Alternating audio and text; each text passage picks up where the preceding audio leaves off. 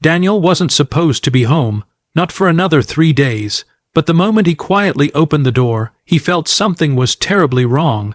The house was silent, too silent, and then he heard it. His mother's trembling voice begging from behind a closed bathroom door. His wife's cold command followed, telling her to do the unthinkable.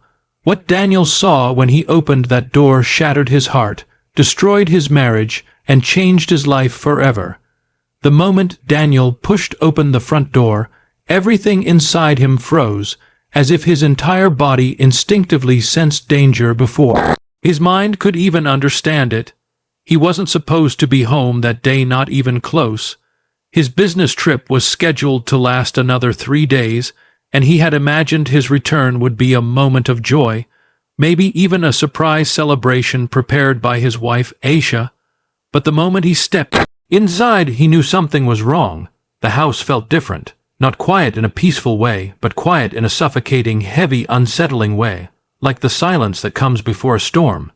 He set his suitcase down slowly, his ears straining for any sound. Normally, his mother would be the first to greet him. She always sat in the living room during the afternoon, knitting or watching her favorite old dramas. Her soft humming would fill the space, making the house feel alive. But today, nothing. No television, no footsteps, no warm, welcoming voice, just emptiness. Aisha, "Ma'am?" He called out, but the echo of his own voice was the only reply. A faint, strange smell lingered in the air, not dirty, but tense, as if the atmosphere itself was soaked with fear and sadness. His heart began to pound harder.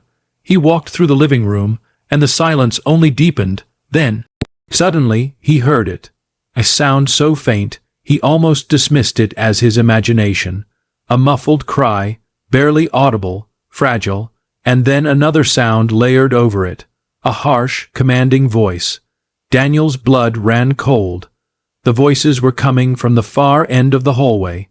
As he approached, the sound became clearer, his mother's trembling voice pleading, and Aisha's sharp, angry tone cutting through the air like a whip. Daniel's breath caught.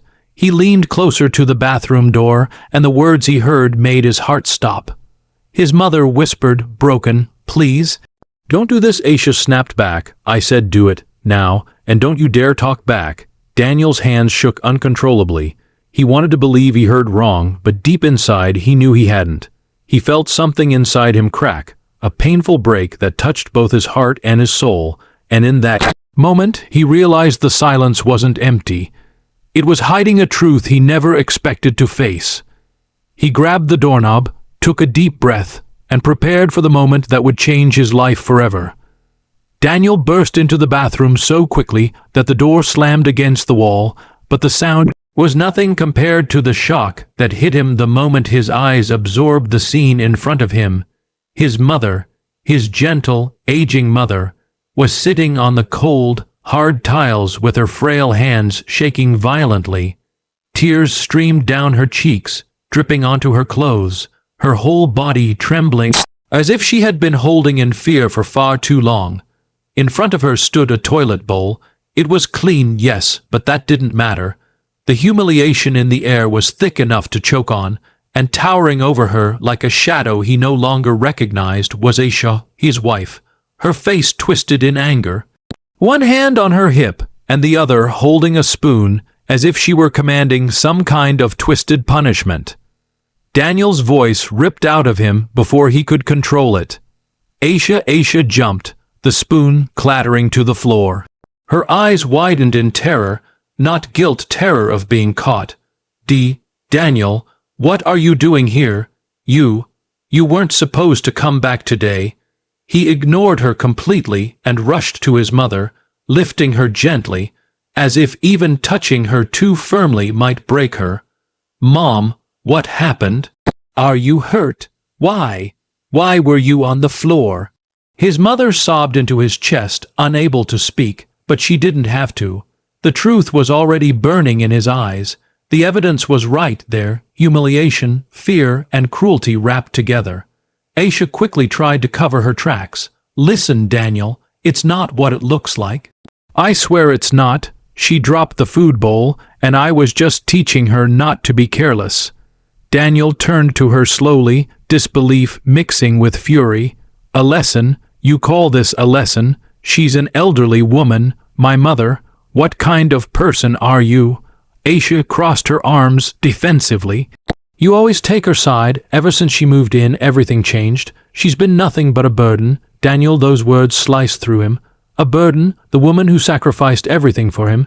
He stared at Aisha, truly seeing her for the first time, not as his wife, but as someone capable of cruelty he never imagined. And in that moment, Daniel felt something inside him shatter.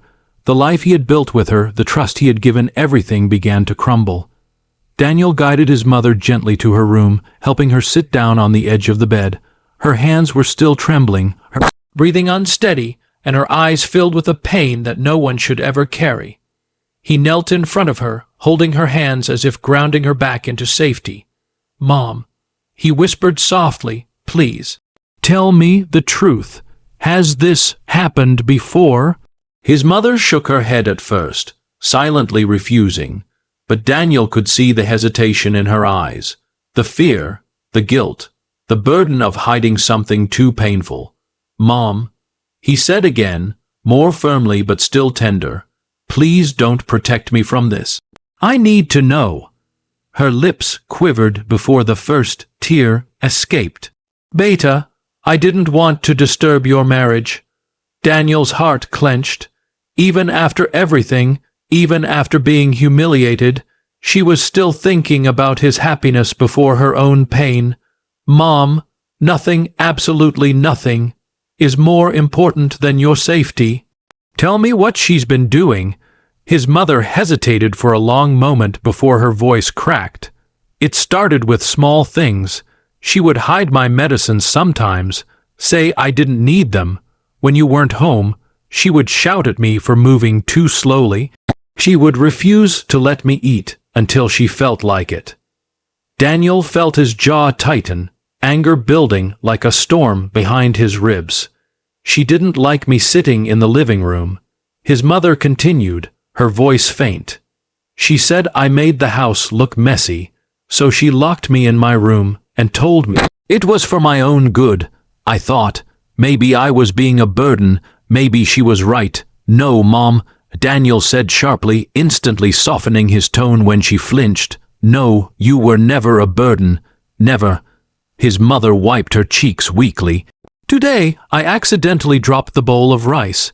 My hands were shaking. She got so angry. She grabbed my arm and dragged me to the bathroom. I begged her, but she pushed me down and said if I wasted food, then this is where I should eat from. Each word hit Daniel like a blow. A dangerous mix of rage, guilt, and heartbreak surged through him. He realized then that the woman he loved had been tormenting his mother right under his nose, and the guilt that followed knowing he failed to see it was almost unbearable. Daniel stepped out of his mother's room with a storm raging inside him. Every word she had spoken echoed in his mind like thunder. The hallway felt different now, no longer a home, but a place where cruelty had lived in silence. Aisha stood in the living room, pacing nervously, biting her nails, her eyes flicking toward the hallway every few seconds. When Daniel appeared, she froze. Aisha, he said, his voice calm but filled with a chilling edge she had never heard from him before, you need to leave this house. Her expression twisted instantly from fear to outrage. Leave? Are you insane? This is my house too. No, Daniel replied, stepping closer. This is a home, a place of respect and safety, and you've turned it into a cage for my mother. Aisha scoffed loudly, crossing her arms. There you go again. Always her, always defending her. You never see how difficult she makes everything for me. Daniel's eyes narrowed. Difficult. She's old. She's fragile. She moves slowly because life has worn her down, but that never gave you the right to punish her like some animal. Aisha threw her hands up. I did what I had to do. She ruins things, drops things, forgets things, and you expect me to smile and pat her head. I was stressed, Daniel. Anyone would have snapped. No, Daniel said firmly, stress doesn't make people cruel. Stress reveals who they truly are. Her anger intensified. So, now, I'm the villain.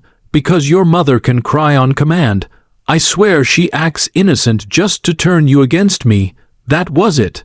That was the final blow. Daniel felt something inside him harden Aisha. He said slowly, "My mother doesn't know how to lie. She doesn't know how to manipulate. She barely knows how to defend herself. But you've been doing this for months, and I was blind. Not anymore." Her voice trembled as panic finally replaced anger. "Daniel, please, listen to me. I didn't mean to hurt her. I was just overwhelmed. It won't happen again." He shook his head. "I won't gamble with my mother's life or dignity." Her eyes widened as he picked up his phone. "Who are you calling?" "Your parents," he said. "They need to take you home." Aisha lunged forward, grabbing his arm. "Daniel, please, you can't do this. You're ruining my life." Daniel pulled his arm away. "You ruined this yourself." And as the call connected, Aisha realized she had lost not just an argument. She had lost the man she once pretended to love. After Aisha was taken away by her parents, the entire house felt painfully quiet, but it was a different kind of quiet than before. No longer suffocating, no longer filled with hidden suffering. This silence felt like a wounded place finally beginning to breathe again. Daniel walked into his mother's room, and she looked up at him with eyes still red from crying. He sat beside her, gently taking her hand in both of his. "Mom," he said softly, his voice heavy with emotion, "I failed you. I should have seen what was happening. I should have protected you." His mother shook her head weakly. "No, Beta, I didn't tell you. I thought if I stayed quiet, your marriage would stay peaceful. I didn't want to come between you and your happiness." Daniel swallowed the knot in his throat. "Mom, you are my happiness. You've always been. Everything I am today is because of you. You carried me through life when I had nothing. You sacrificed your sleep, your health, your comfort. You never once complained. How could you ever think you were a burden?" Her lips trembled. "Because age makes us slow, and I didn't want to trouble you." Daniel shook his head firmly. "Trouble is what she put you through. What you deserve is love, care, and dignity."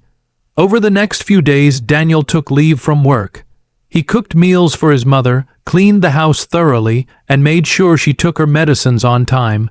Slowly, he watched her shoulders relax, watched the fear fade from her eyes, watched her smile return, first in small pieces, then fully, like sunlight breaking through dark clouds. He placed soft cushions on her chair, prepared her favorite tea every evening, and even set up her old dramas on the big screen so she could enjoy them comfortably. And every time she tried to apologize, taking up his time, he hugged her tightly and said, "You are not taking anything. You are giving me peace." At night, when Daniel sat alone in the living room, he thought about everything that happened. He did not feel regret for ending his marriage. He felt relief. He felt clarity. Sometimes life breaks in front of us not to destroy us, but to reveal the truth we were blind to see. And for Daniel, this painful event became a turning point, a reminder of what truly mattered. Protect the ones who protected you, love the ones who loved you, and never let cruelty hide inside the walls of your home.